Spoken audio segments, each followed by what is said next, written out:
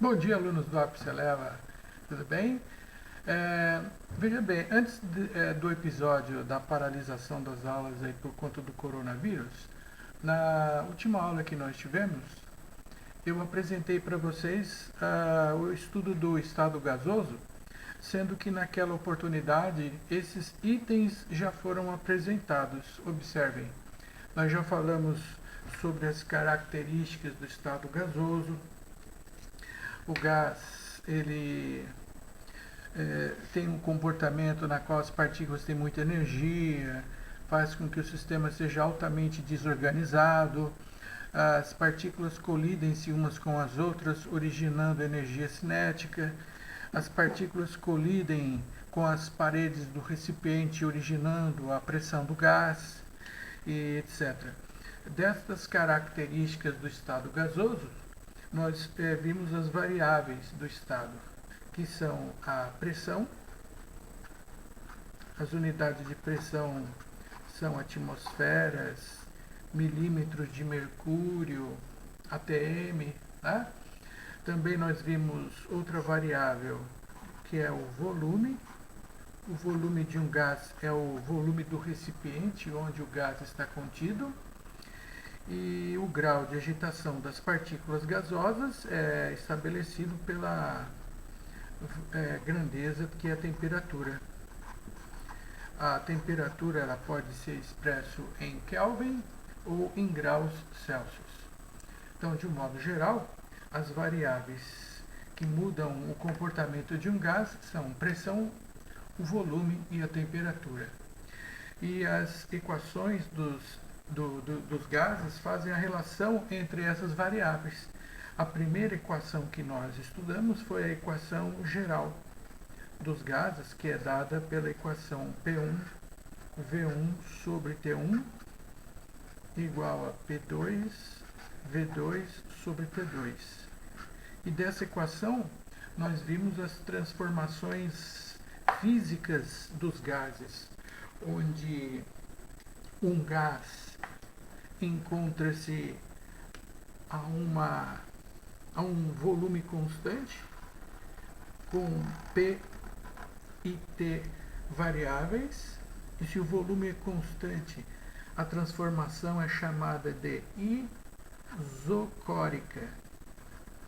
Córica significa que o volume não muda. Isocórica. Uma outra possibilidade é uma transformação onde ocorre a variação do volume e a temperatura. Mudando volume e temperatura e a pressão sendo constante, nós temos uma transformação chamada isobárica, onde a pressão é constante.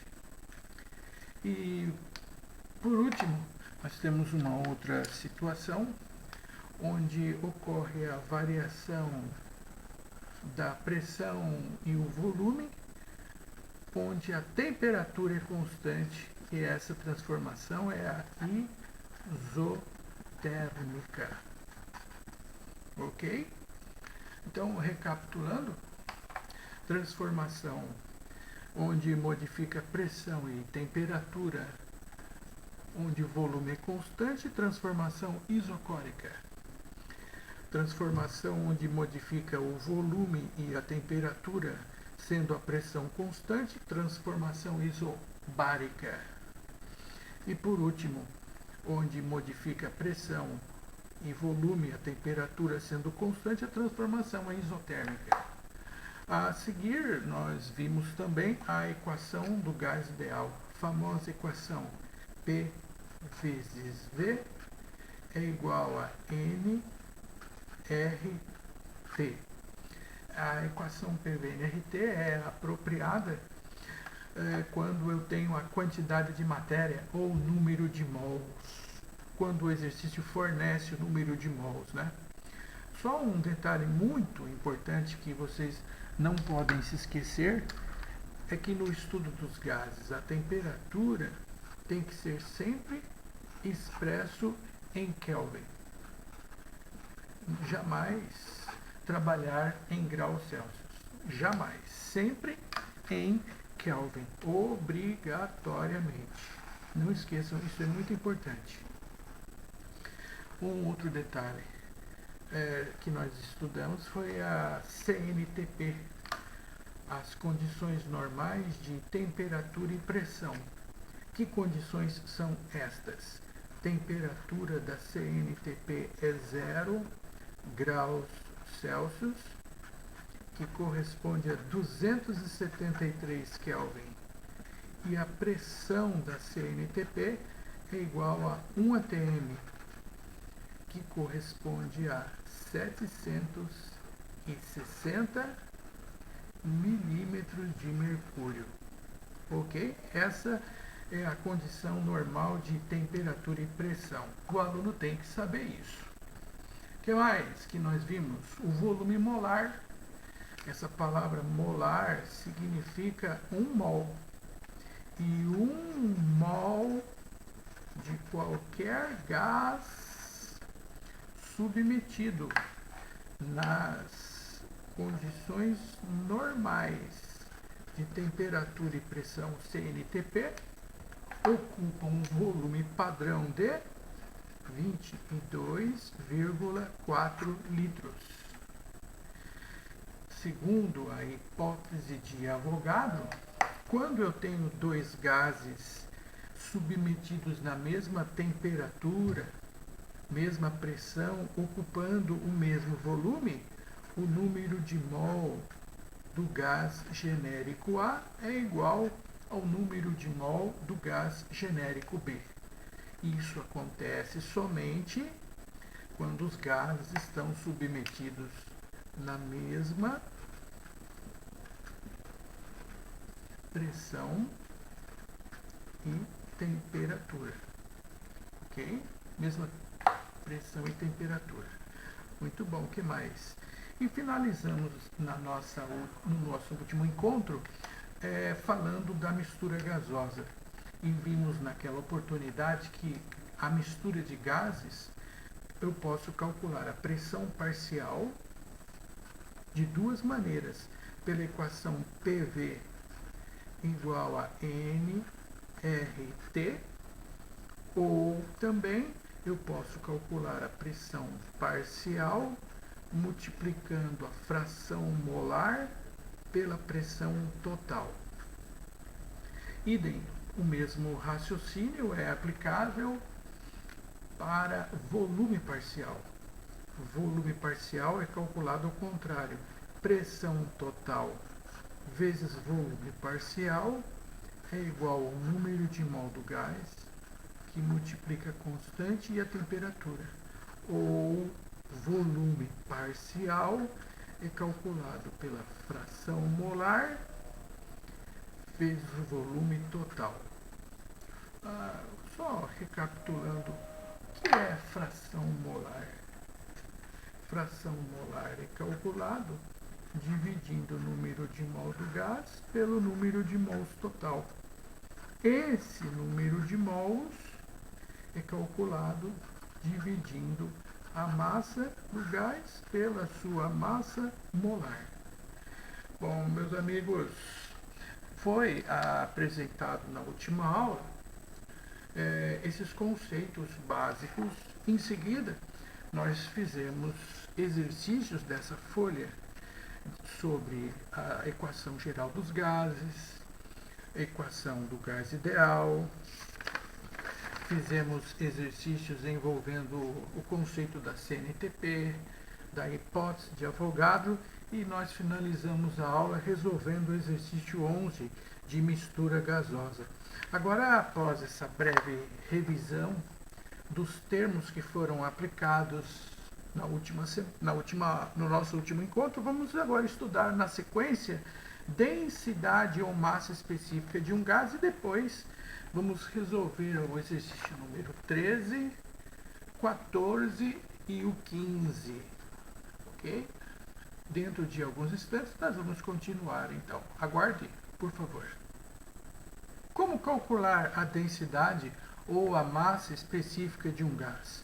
Nós sabemos que para calcular a densidade de um sólido ou a densidade de um líquido, eu uso a razão massa sobre o volume. Mas isso não é apropriado para um gás, já que pode mudar a densidade do gás se mudarmos a temperatura e a pressão. E nessa fórmula não consta a temperatura e nem a pressão, por isso não é apropriado fazer uso dessa razão para calcular a densidade do gás. Então eu uso o que exatamente? Nós vamos demonstrar isso primeiramente através da equação do gás ideal, que é PV igual a nRT.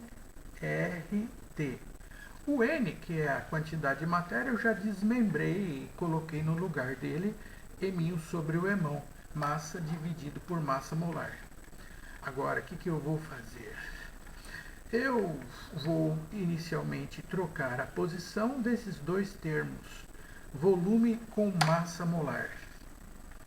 Então, eu ficarei com pressão vezes massa molar é igual a massa sobre o volume, que multiplica a constante dos gases R e a temperatura que é T. Bom, agora notem que apareceu a razão massa sobre volume, que eu vou isolar esta razão para que no final eu chame isso de densidade. Então eu vou pegar esses termos, o R vezes o T, e vou passar do segundo para o primeiro membro. Então fica pressão vezes massa molar dividido por R vezes T é igual a massa sobre o volume. Agora sim, né? Massa sobre volume é a definição de densidade. Ponto. Aqui está a fórmula ideal, né, mais apropriada para calcular a densidade de um gás. É calculado da seguinte maneira: pressão do gás, que multiplica sua massa molar, dividido pela constante dos gases e a temperatura. Essa é a fórmula para calcular a densidade ou massa específica de um gás, cuja unidade é gramas, que é a unidade de massa, litros, que é a unidade de volume. Bom, agora que eu mostrei para vocês como calcular a densidade ou massa específica de um gás, vou mostrar como calcular a densidade de um gás na CNTP, a densidade de um gás em relação a um outro gás, que é a densidade relativa. Observem. Continuando então, vamos agora verificar como calcular a densidade de um gás medido nas condições normais de temperatura e pressão, que é a CNTP. E como nós acabamos de rever há poucos instantes, CNTP, a temperatura é 0 graus Celsius, que equivale a 273 Kelvin, e a pressão da CNTP igual a 1 atmosfera. Então, a densidade de um gás, digamos, genérico A, nas condições normais de temperatura e pressão, usando a equação que nós acabamos de demonstrar, fica pressão do gás genérico A multiplicado pela sua massa molar, dividido pela constante dos gases e pela temperatura em Kelvin. Substituindo nesta fórmula os dados da CNTP. A pressão é igual a 1 atm, a massa molar do gás é específico para cada caso, a constante universal dos gases, quando a pressão é expresso em atmosferas, vale, isso é dado pelo exercício, é 0,082 atm de pressão. Além disso, litros é o volume, mol é a quantidade de matéria e a temperatura em Kelvin. 0,082 e a temperatura na CNTP em Kelvin é 273. Portanto, para calcular a densidade de um gás genérico A na CNTP, é só dividir a sua massa molar pelo produto de 0,082 vezes 273, que é igual a 22,4. Essa é a razão, esse é o resultado para calcularmos a densidade de um gás medido nas condições normais de temperatura e pressão. Como calcular a densidade relativa de um gás em relação a um outro gás? Considere dois gases genéricos A e B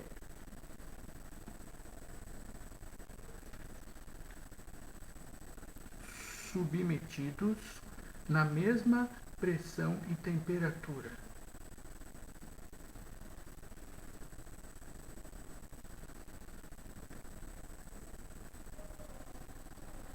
Logo, então, vamos fazer a densidade do gás genérico A dividido pelo gás genérico B será a densidade do gás A sobre a densidade do gás B. Sendo que, para calcularmos a densidade do gás A, como nós já demonstramos aqui no início, eu calculo assim: pressão do gás A vezes a sua massa molar dividido pela constante dos gases e a temperatura, sobre a densidade do gás B, que é calculado pela pressão do gás multiplicado pela sua massa molar dividido pela constante dos gases e a temperatura. Mas os gases estão submetidos na mesma pressão, então eu posso cortar a pressão. Eles estão submetidos na mesma temperatura, eu posso cortar a temperatura. E o R é constante, então eu corto o R também. Portanto, para calcular a densidade de um gás em relação a um outro, é só dividirmos a massa molar de um gás dividido pela massa molar do outro. E um último caso, como calcular a densidade de um gás em relação ao ar atmosférico. A densidade, digamos, de um gás genérico X em relação ao ar atmosférico. Pelo que eu acabei de demonstrar no item anterior, ficará massa molar do gás genérico X dividido pela massa molar do ar atmosférico. O ar atmosférico levando-se em consideração o nitrogênio e o oxigênio, sendo que eu arredondo para 80% do ar com N2 e 20% do ar de O2, fazendo uma média aritmética dessas proporções, eu encontro que a massa molar média do ar atmosférico é igual a 28,9 gramas por mol.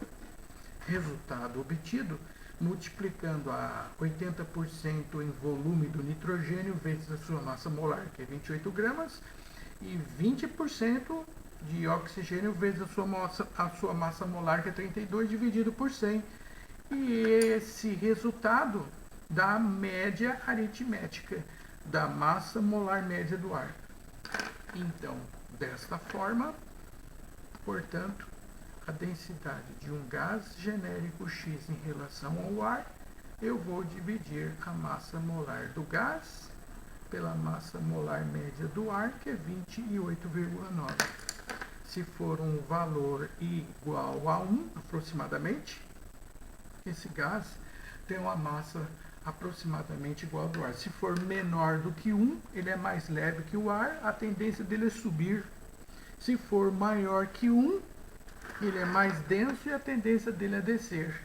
Agora, depois dessas demonstrações, vamos aplicar na resolução dos exercícios daquela folha número 13 até o número 15.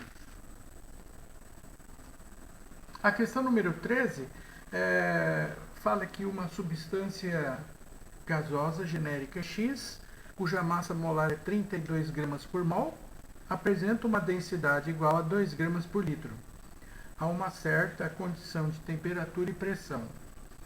Nas mesmas condições de temperatura e pressão, uma outra substância gasosa Y tem densidade de 3 gramas por litro e ele quer saber a sua massa molar. Um detalhe que foi mencionado é que esses gases genéricos X e Y encontram-se submetidos na mesma pressão e temperatura. Então, simples, vamos calcular a densidade do gás genérico X e do Y. Para o gás genérico X, a sua densidade é igual a pressão vezes a sua massa molar dividido pela constante e a temperatura. Para o gás genérico Y, fica pressão vezes a sua massa molar dividido por R, que é a constante, e a temperatura.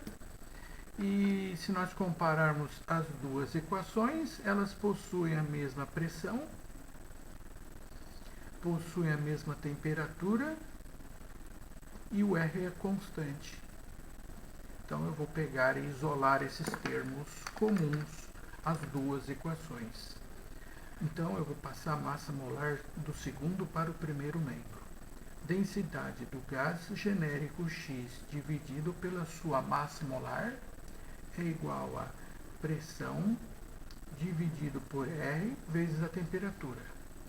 Na outra equação, a mesma coisa. Densidade do gás genérico Y dividido pela sua massa molar é igual a pressão dividido pela constante e a temperatura.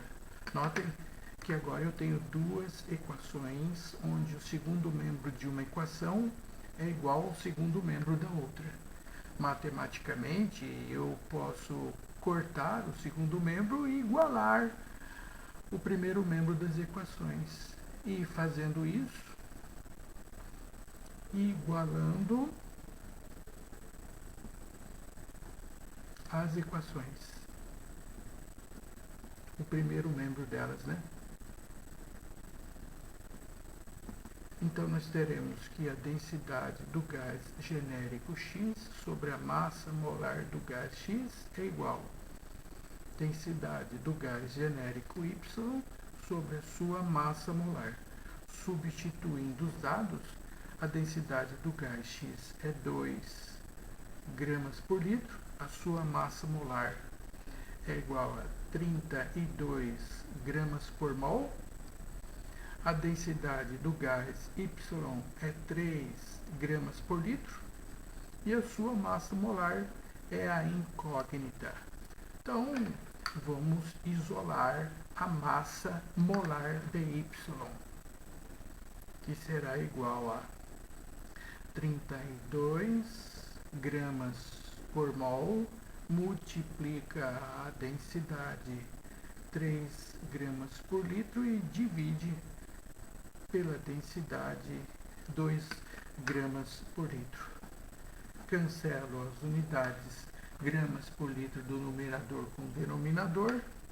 Simplifico 32 dividido por 2 vai dar 16 vezes 3.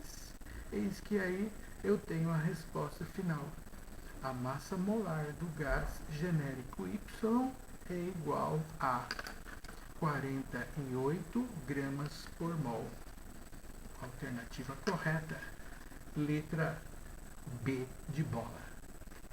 Tudo bem? Se eventualmente surgir alguma dúvida, não deixe de mandar as questões por e-mail ou por chat. Estamos à sua disposição. Vamos nos preparar para fazer a questão número 14.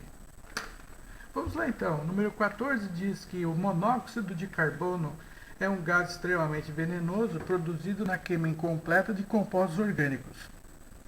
Por apresentar massa molar semelhante à do ar atmosférico, ele se espalha de modo uniforme por todo o ambiente para a sua produção.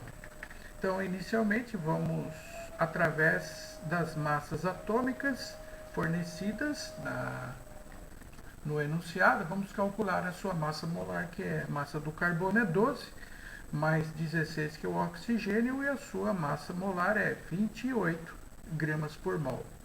Item A. Calcule a densidade do monóxido de carbono no local onde a pressão atmosférica é 0,82 atm, que está submetido a uma temperatura de 7 graus Celsius, e quando a pressão está em atmosferas, a constante universal dos gases valerá 0,082 atm vezes litro, dividido por mol vezes Kelvin. Muito bom. Então, como já foi demonstrado há poucos instantes atrás, a densidade do monóxido de carbono é dado pela fórmula pressão na qual ele está submetido vezes a sua massa molar dividido pela constante dos gases e a temperatura. Substituindo, só um lembrete, né? A unidade da constante diz que a pressão tem que estar em atm, ok?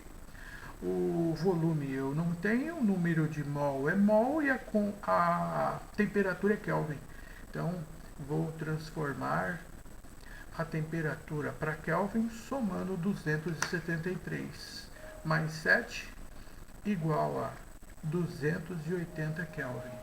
Um lembrete, um detalhe muito importante que vocês não podem se esquecer: temperatura sempre em Kelvin. A pressão substituindo é 0,82, a massa molar é 28, a constante dos gases é 0,082 e a temperatura é 280. A fim de facilitarmos o nosso trabalho, vamos tirar esse zero do 280 aqui. Mas tiro ele e coloco aonde? Eu coloco uma casa decimal à direita nesse número. Então, eu posso escrever isso de outra maneira. Não mudo o numerador, permanece 0,82 vezes 28. E ao invés de escrevermos 0,082 vezes 280, eu tiro esse zero, coloco uma casa decimal nesse número e fica 0,82 vezes 28. Aí já ficou bem mais fácil, né? 0,82 por 0,82 dá 1. 28 por 28 também deu 1. E a resposta final é 1 grama por litro. Essa é o resultado da densidade do monóxido de carbono nessas condições específicas. No item B, ele pede: calcule a densidade do monóxido de carbono nas condições normais de temperatura e pressão. Também acabamos de demonstrar há poucos instantes atrás. É calculado pela massa molar do monóxido de carbono dividido por 22,4. A massa molar do monóxido de carbono é 28. Dividido por 22,4, isso é igual a 1,25. A unidade de massa é gramas e de volume é litro. 1,25 gramas por litro. Pergunta letra C.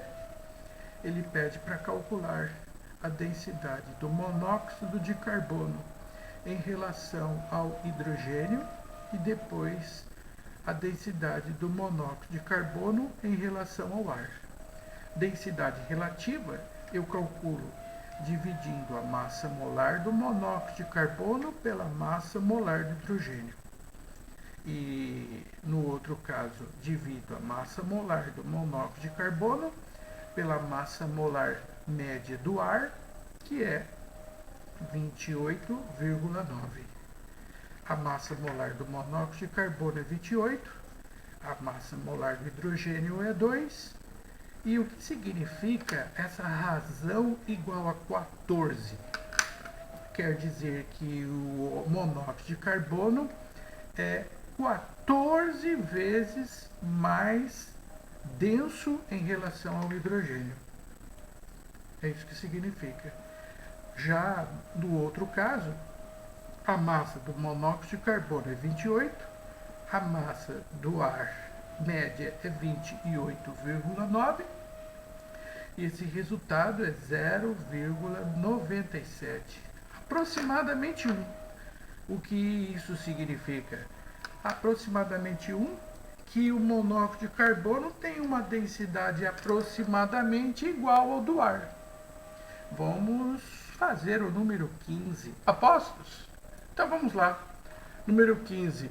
Durante a decomposição térmica do nitrato de chumbo 2, forma-se um óxido de nitrogênio que apresenta, na temperatura de 27 graus Celsius, a uma pressão de 1 atmosfera, 1 atm, uma densidade igual a 1,92 gramas por litro, dado a constante dos gases igual a 0,082 atm vezes litro, dividido por mol vezes Kelvin, as massas molares. Qual é a fórmula molecular desse gás? Primeiro, para acharmos a fórmula molecular, eu tenho que achar a sua massa molar, né?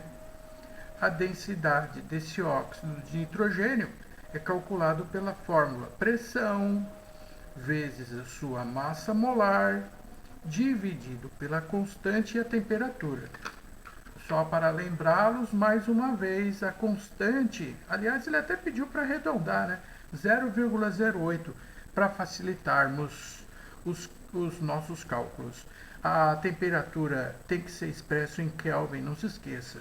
Então, 27 mais 273 deu 300 Kelvin. Então, vamos substituir e calcular a massa molar.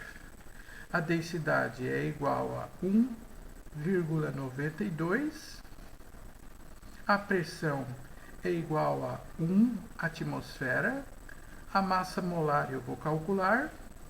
A constante é 0,08 e a temperatura é 300 Kelvin. Bom, agora só nos resta multiplicar todos esses valores e assim encontramos a massa molar desse gás é igual a 46 gramas por mol. Aí, como eu vou descobrir a sua fórmula molecular?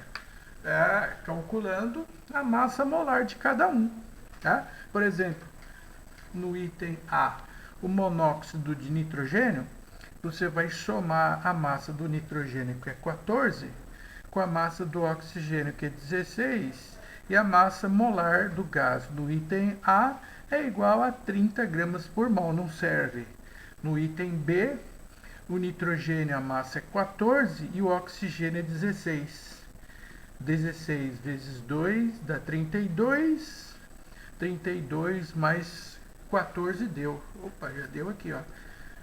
O gás cuja massa molar é 46 gramas por mol é o NO2, dióxido de nitrogênio, do item B. Ok? Após a sua anotação, vamos nos preparar para resolver o número 16 da FUVEST. Número 16, eu tenho um palhaço segurando um balão A suspenso e um balão B está ao nível do solo. Ele pergunta os gases que podem estar contidos nos balões A e B. Como eu resolvo essa questão? É simples. O gás no genérico que está no balão A, ele é mais leve que o ar, por isso ele está suspenso. E por ele estar suspenso e por ser mais leve que o ar, esse gás tem uma massa molar menor que o do ar, que é 28,9 gramas por mol. Já o balão que está rente ao solo, ele é mais denso que o ar. Logo, ele possui uma massa molar maior que 28,9 gramas por mol. Simples resolução. Se o aluno souber a massa molar média do ar, essa questão fica resolvida de forma muito simples.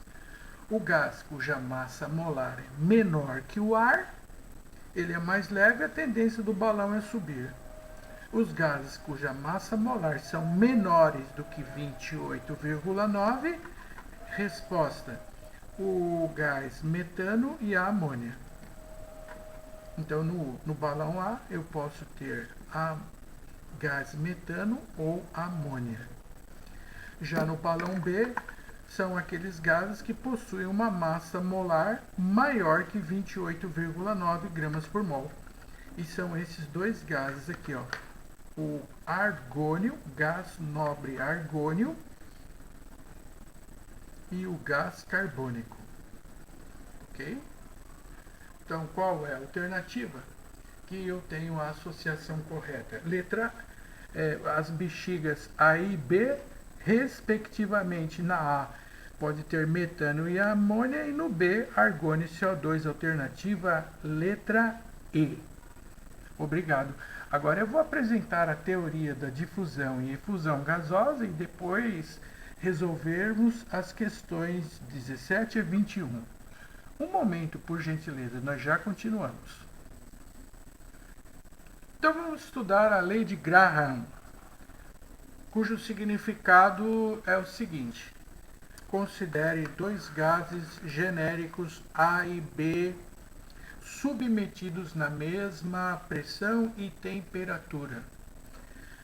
Nessas condições de mesma pressão e temperatura, quando esses gases se misturarem, nós podemos afirmar que num determinado instante a energia cinética média das moléculas do gás genérico A são iguais à energia cinética média das moléculas do gás genérico B. Notem que a energia cinética é proveniente do movimento das partículas. E se nós levarmos em consideração os gases isoladamente, eles possuem energias cinéticas diferentes. Mas a média aritmética das energias cinéticas são iguais. Nós já conhecemos o conceito da energia proveniente do movimento das partículas, que é essa energia cinética, dado pela fórmula massa vezes a velocidade ao quadrado da partícula dividido por 2. Então, vamos substituir nessa igualdade. A energia cinética do gás genérico A vai ser a massa do gás A vezes a sua velocidade elevado ao quadrado dividido por 2. Isso é igual à energia cinética do gás B, que, colocando a definição, fica a massa do gás genérico B multiplicado pela sua velocidade elevado ao quadrado dividido por 2. Posso cortar o denominador e organizar a igualdade de modo a deixar velocidade de um membro e massa do outro. Então, vamos trocar esses dois termos de posição. Assim, nós teremos que a velocidade do gás A elevado ao quadrado dividido pela velocidade do gás B elevado ao quadrado é igual a massa de B dividido pela massa de A. Só um detalhe.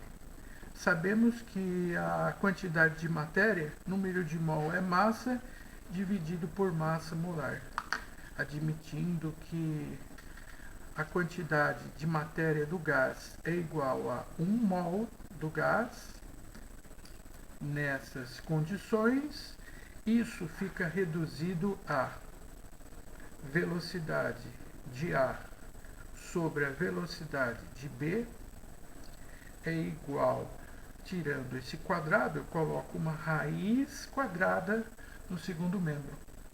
Raiz quadrada da massa molar do gás B sobre a massa molar do gás A. Massa molar de um gás em relação à massa molar do outro, isso é o mesmo que a densidade relativa, densidade do gás B sobre a densidade do gás A. Essa é a conclusão da chamada lei de Graham, que está relacionando a velocidade da partícula gasosa e a sua massa molar. Vamos agora aplicar essa velocidade relacionando com a massa molar nos parâmetros que eu faço uso dessa equação, que é a chamada efusão e difusão gasosa. Do que se trata? Bom, eu explico. Aqui, nesta figura, eu tenho do lado esquerdo um gás qualquer. À sua direita, um recipiente inicialmente vazio, a vácuo. E ele está fechado inicialmente aqui. Se nós abrirmos esta válvula, o que vai acontecer? O gás A vai passar por este pequeno orifício e vai ser transferido para o frasco da sua direita. Porque uma propriedade que o gás possui é a da expansibilidade. Então, se você tem um gás num recipiente e você tem uma válvula e abre, a tendência é que esse gás se expanda ocupando o volume do recipiente, mas ele vai atravessar esta válvula com uma velocidade. E a velocidade com que ele atravessa essa válvula para um recipiente inicialmente vazio chama-se velocidade de efusão gasosa. A difusão gasosa, eu tenho dois gases contidos em dois compartimentos. Inicialmente, essa válvula está fechada. À esquerda, eu tenho, digamos, um gás genérico A. À direita, eu tenho um gás genérico B. E se eu abrir a válvula, o que vai acontecer? Uma difusão gasosa. Ou seja, os gases vão se misturar nos dois recipientes. Só que para eles se misturarem, eles vão atravessar essa válvula com uma velocidade chamada difusão gasosa. A efusão é a passagem de um gás de um recipiente para um outro inicialmente vazio, e a difusão gasosa é a velocidade com que os gases se misturam. Mas ambos dependem da lei de Graham, que estabelece que a velocidade do gás é expresso pela inversa da raiz quadrada das suas massas molares. Vamos agora fazer uma aplicação dessa teoria, resolvendo as últimas questões da nossa folha, o número 17 ao 21. Aguarda um instante, por favor, que nós já vamos iniciar a resolução. A questão número 17 da FUVEST, ela fala o seguinte: a velocidade com que o gás atravessa uma membrana é inversamente proporcional à raiz quadrada de sua massa molar. Isso é exatamente o enunciado da lei de Graham. Três bexigas idênticas feitas com uma membrana permeável aos gases expostas ao ar inicialmente vazias foram preenchidas cada uma com um gás diferente. Os gases utilizados foram o hélio, o hidrogênio e o gás metano. Não necessariamente nessa ordem. As bexigas foram amarradas com cordões idênticos a um suporte. Decorrido algum tempo, observou-se que as bexigas estavam como na figura. À esquerda, na bexiga A, ela está suspensa. A B, ela murchou um pouco, está intermediária, e a C foi a que murchou mais. ponto de ficar no solo, na superfície. O que isso tem a ver com a lei de Graham? É que essas bexigas possuem microporos. Esses microporos funcionam, na verdade, como se fossem esses recipientes onde os gases atravessam essa pequena válvula. Essa válvula, nesse exercício, tem um comportamento como se fossem os poros desse balão. Consequentemente, se esse balão possui esses microporos, os gases eles vão sair do balão com uma determinada velocidade. E a velocidade com que eles vão atravessar esses microporos é inversamente proporcional à raiz quadrada das suas massas molares. Ou seja, o gás que tem maior velocidade é aquele que possui menor massa. Consequentemente, o gás com maior velocidade que vai sair mais rápido do balão, que é o C, por isso ele murchou a tal ponto de ficar na superfície, trata-se do hidrogênio gasoso. Por outro lado, aquele gás que demorou mais para sair, por isso ele ficou suspenso em maior tempo, é aquele que tem uma velocidade menor.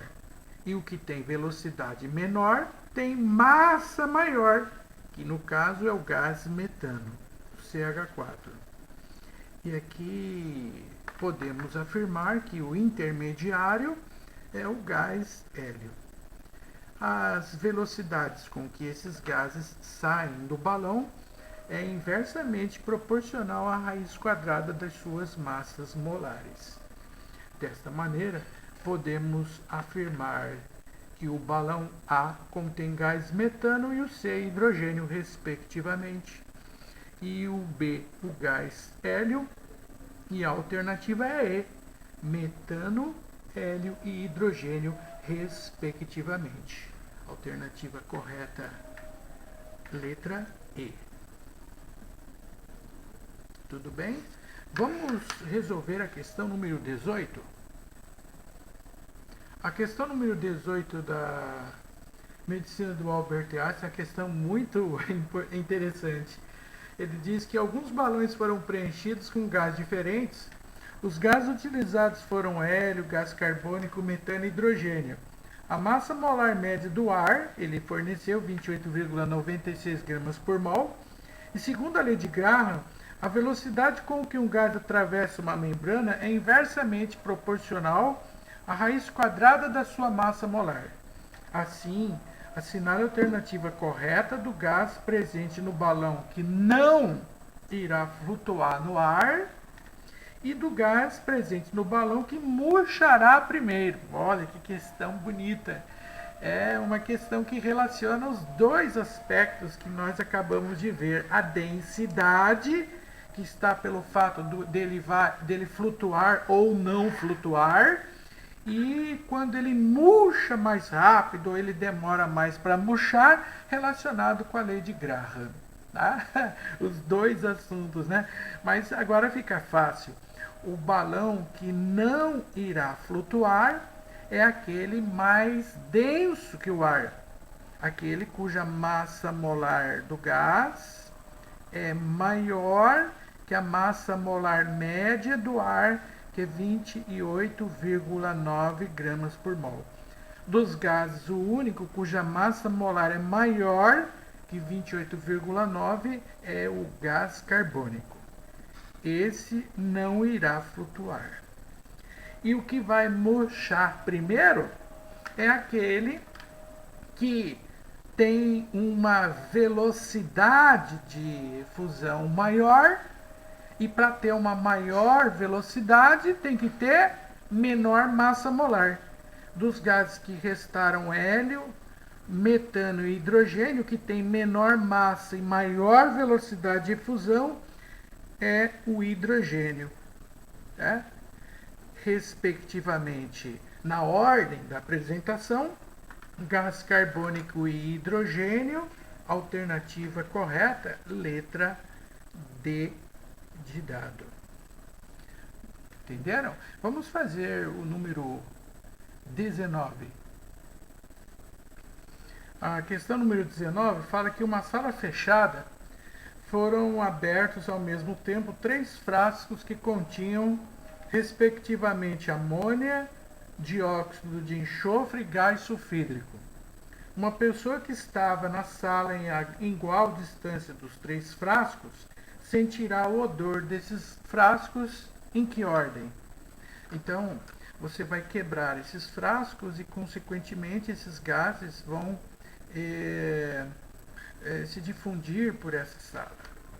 E essa velocidade com que esses gases vão se misturar nessa sala depende das suas massas molares respectivas. Segundo a lei de Graham, essa velocidade é igual ao inverso da raiz quadrada das suas massas.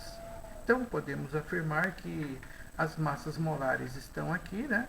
Eu posso verificar que a massa molar da amônia, que é 17 gramas por mol, é menor do que a massa molar do gás sulfídrico, que é 34 gramas por mol, que por sua vez é menor do que a massa molar do dióxido de enxofre, que é 64 gramas por mol. Quem tem massa menor tem velocidade de difusão maior. Então, a pessoa vai sentir primeiro o odor da amônia, em primeiro lugar. Em segundo lugar, vai sentir o odor do gás sulfídrico. E em terceiro lugar, vai sentir o odor do dióxido de enxofre, respectivamente, nessa ordem. Então, né?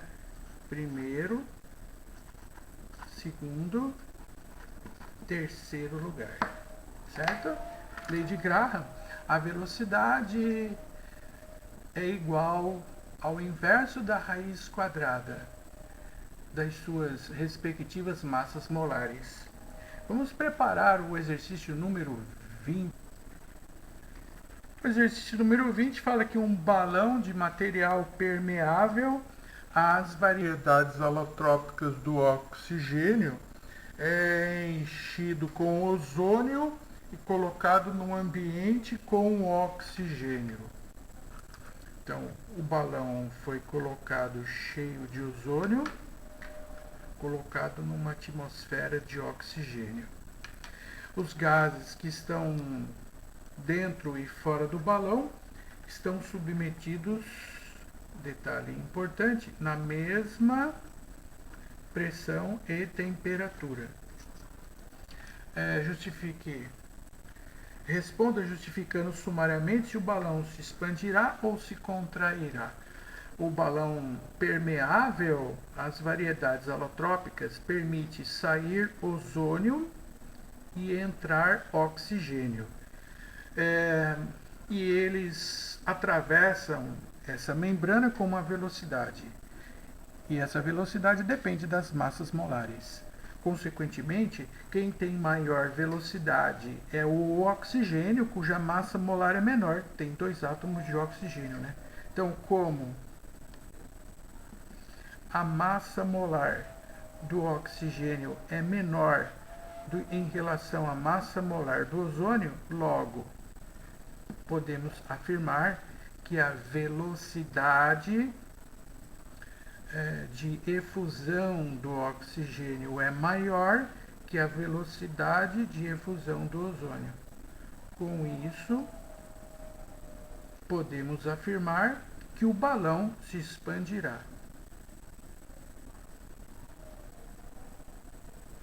A velocidade com que entra o oxigênio é maior do que sai o ozônio. Expandirá. Vamos preparar o último exercício, o número 21. Ele atravessa um pequeno orifício com uma velocidade igual a 40 litros por minuto, numa dada pressão e temperatura.